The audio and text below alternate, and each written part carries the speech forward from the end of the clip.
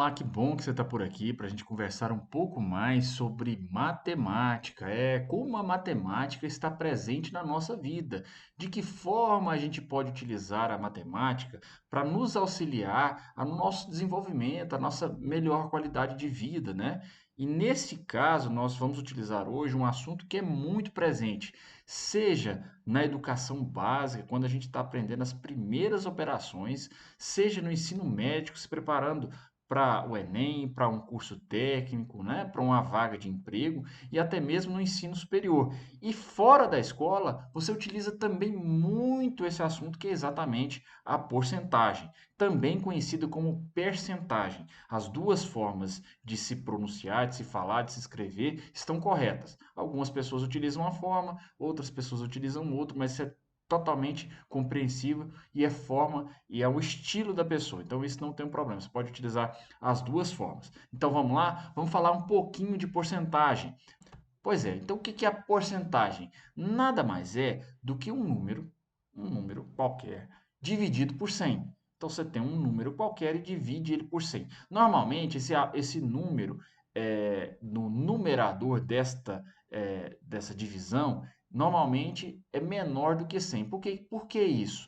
Porque no caso a porcentagem, ela está lidando como um todo. Ela está pegando determinado objeto, determinado tema e está dividindo ele em 100 partes. Ou seja, essas 100 partes representam a totalidade desse objeto, desse tema, desse assunto. Se ela for maior, também é possível, mas a gente está falando que nesse caso, se o numerador for maior do que 100, no caso, ele está falando mais do que o todo.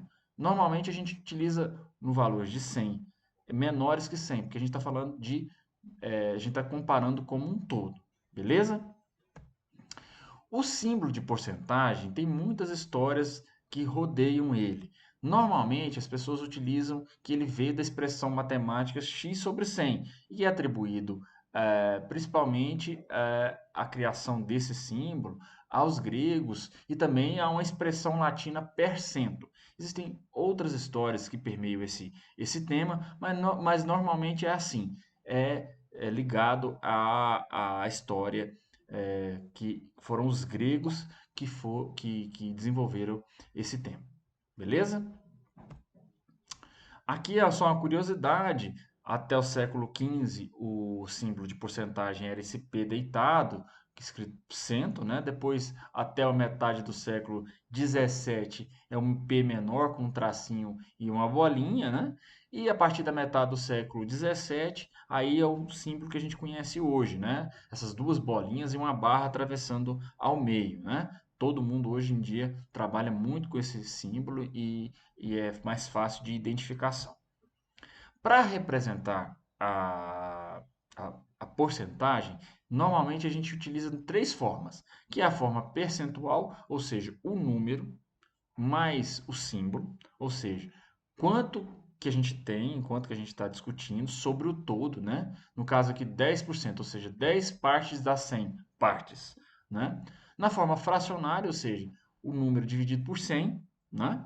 E a forma decimal, que é o resultado da forma fracionária. Se você pegar 10 dividido por 100, você vai encontrar 0,1. Se você pegar 30 dividido por 100, você vai encontrar 0,3. E assim por diante. Então, você tem normalmente essas três formas de representar a porcentagem, a percentagem, como alguns gostam de falar.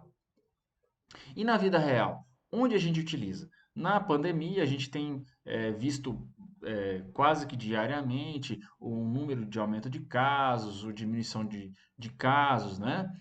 De acordo com o Instituto de Educação, né? Ou seja, a gente tem uma variação do valor a cada dia, né? De número de contaminados, número de mortes e tudo mais.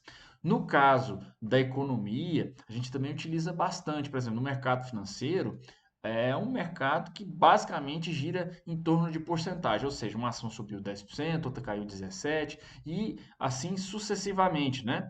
E aí você tem que considerar, você tem que saber que esse percentual está dizendo sobre o valor da empresa, no caso aqui de ações, né?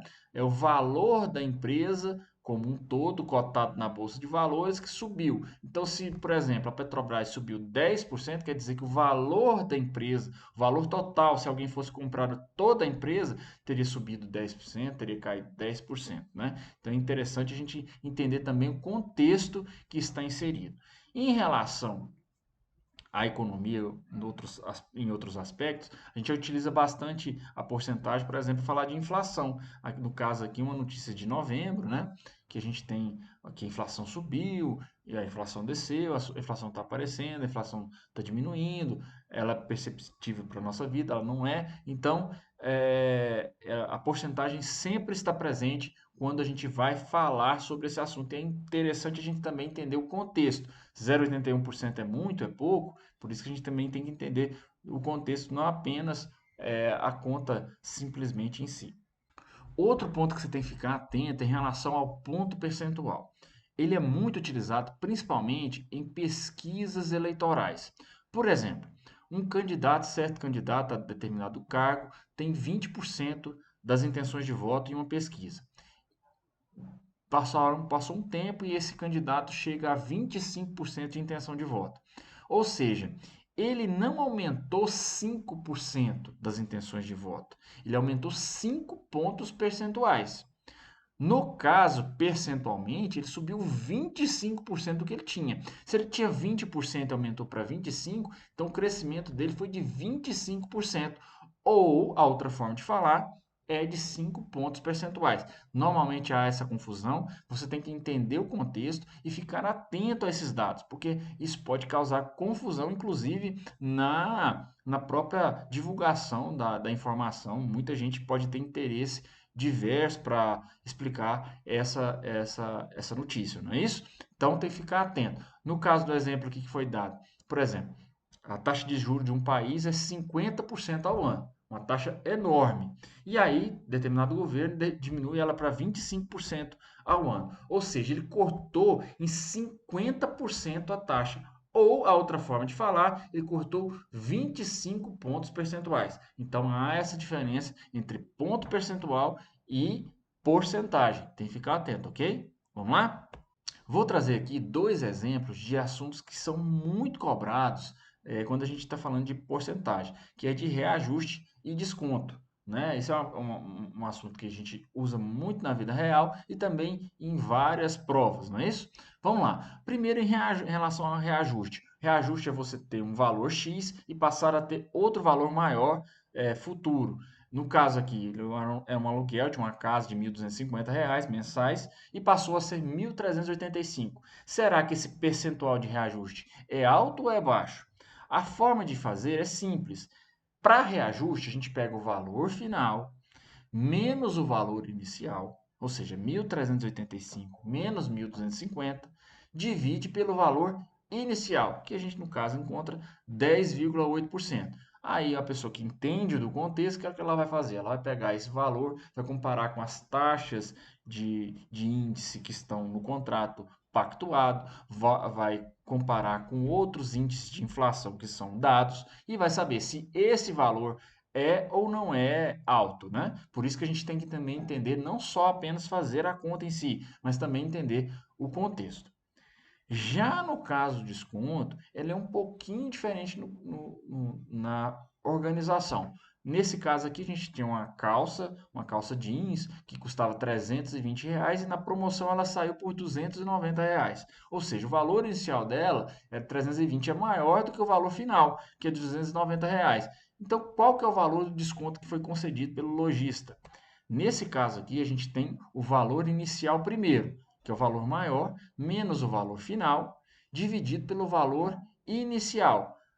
Tá ok? Então, 320 menos 290 sobre o valor inicial. Lá no reajuste, é valor final menos valor inicial dividido pelo valor inicial. Aqui, valor inicial, então você troca valor inicial menos o valor final, dividido pelo valor inicial, beleza? Então tem essa pequena diferença. Espero que você tenha gostado. Um grande abraço e até a próxima.